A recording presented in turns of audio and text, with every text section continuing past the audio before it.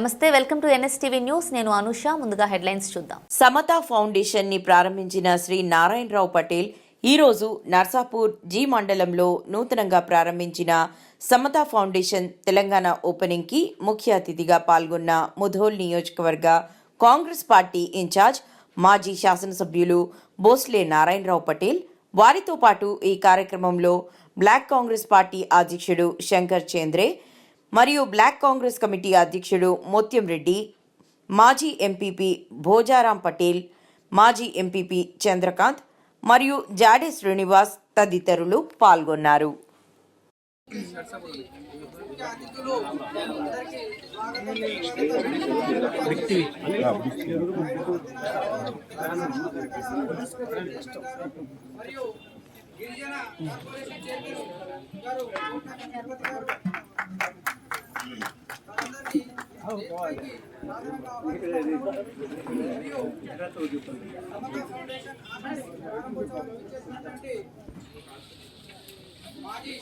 సిందే ఆనందరావు పటేల్ గారిని స్టేజ్ పైకి, అక్క సుగుణక్క గారిని స్టేజ్ పైకి ఆహ్వానిస్తా ఉన్నాం.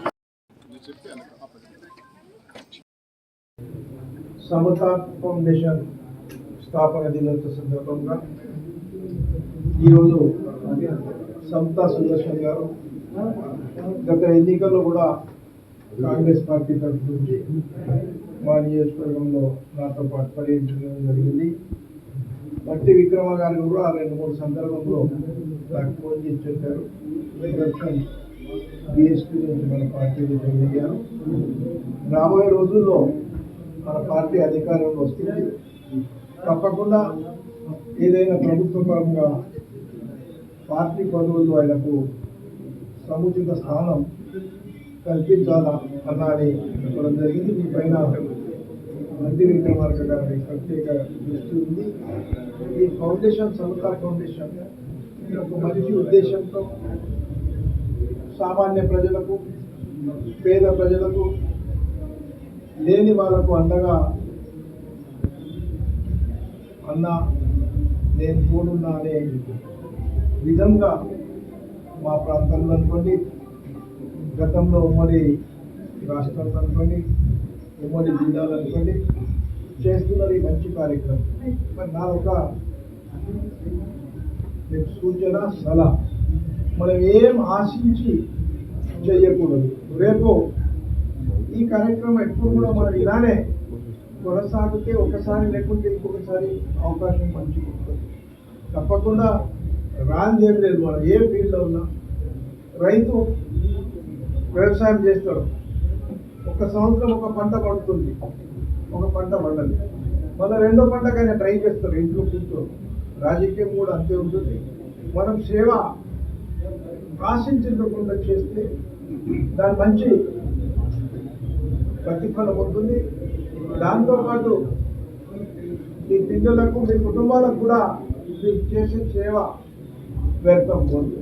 చాలామంది సేవ చేసి దాని గురించి ఆశిస్తారు నాయకులు, ఏదో వేరే రూపంలో, పర్సంటేజ్ రూపంలో అనుకోండి, లేకుంటే ఏదైనా కబ్జా చేయని రూపంలో అనుకోండి, ఎవరు చెడు మనుషులకు సపోర్ట్ చేసే కార్యక్రమంలో ఉంటారు. అలాంటివి తెచ్చుకోకుండా ఎక్కడైతే చెడు జరుగుతుంది నేనున్నాను, ఆ చెడు వారిని అందరూ ఒకదానికి మనం తప్పకుండా సఫలీకృతం అవుతాం. అప్పుడే మనకు స్వతంత్రం వచ్చింది వల్ల మనం భావిస్తుంది. ప్రతి ఒక్కరు దేశం, ప్రతి ఒక్క రాష్ట్రం, ఈ గ్రామం నాది, ఈ మండలం నాది, ఈ రాష్ట్రం నాది అనే భావన మనకు ఎప్పుడైతే వస్తుంది, ఆ భావనతోనే మనం పనిచేస్తే తప్పకుండా సమాజంలో ఉన్న దాదాపుగా 70% పేదరికం ఉంది, 10% అందరంత ఎత్తుకెదిగిన వాళ్ళు ఉన్నారు, ఇంకా కొంత మీడియం ఫ్యామిలీస్ ఉన్నారు. ఒకవేళ ఎవరి దగ్గర అయితే స్తోమత ఉంటుంది ఆయన కొంత దిగి, ఎక్కడైతే ఈ సమతా ఫౌండేషన్ వాళ్ళకు మన కొంతమంది మిత్రులు సహాయం చేశారు, గడం శ్రీనివాస్ అనుకోండి, ఇంకా కొంతమంది మన హస్తకళ చైర్మన్ అనుకోండి, వేరే వాళ్ళు ఉన్నారు సమాజంలో పెద్దవాళ్ళు. వాళ్ళు ఇటువంటి ఫౌండేషన్ చేస్తున్న సేవలను గుర్తించి ఎప్పటికప్పుడు అటువంటి వాళ్ళు దాతృత్వం గుణం కలవాలని మీరు ఈ ప్రాంతంలో ఏం చేస్తున్నారు దానికి తప్పకుండా ప్రతిఫలం మన ప్రజలకు ఉంటుంది, మీకు కూడా మంచి పేరు వస్తుంది. నా వంతు కూడా మీరు నా ఎంబడి తిరిగి నుంచి సంవత్సరం నుంచి పూర్తిగా సుదర్శన్ మీ ఎంబడి నేనున్నా ఎప్పుడు కూడా నేను చెప్పడం జరుగుతుంది.